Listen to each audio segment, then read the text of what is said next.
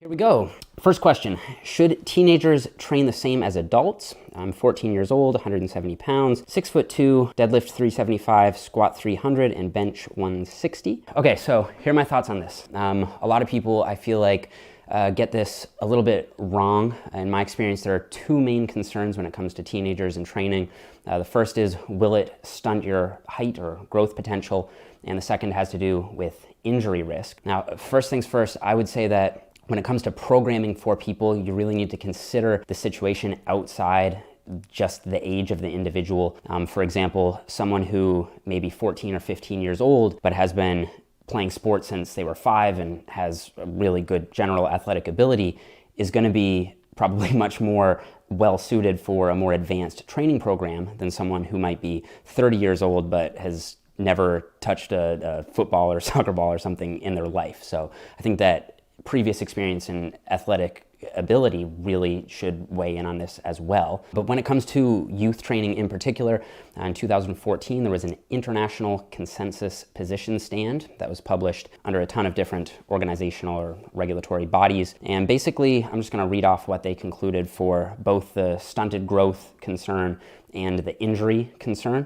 So first, the stunted growth concern, they said that basically the opposite of what most people say. They say failure to participate in moderate to vigorous weight-bearing physical activity during these stages of growth may predispose individuals to long-term bone health implications. So maybe not training with some external resistance could actually be a bad thing during your developing years. And they said no scientific evidence indicates that resistance training will have an adverse effect on linear growth during childhood or adolescence or reduce eventual height in adulthood. So I really think this is just something that's been blown out of proportion. And I actually did a full video on it, if you guys haven't checked it out, that kind of dives into the origin of this myth, basically. Okay, the second thing is injury risk. And I think that this is a little bit more of a legitimate concern. For me, I think that when you're a teenager, you probably are newer to weight training, and so it probably would be best to always have a spotter handy, someone with more experience, ideally an adult who's going to be able to supervise you and make sure you're not biting off more than you can chew in terms of weight, which I find is a really strong temptation for teenagers. And I'll just briefly put the summary of the injury-related stuff up here on the screen from that position stand. But in brief, basically they said that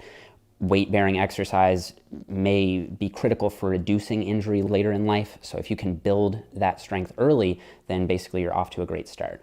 So my hat's off to you at 14 years old, being able to perform those lifts. I think that's really impressive.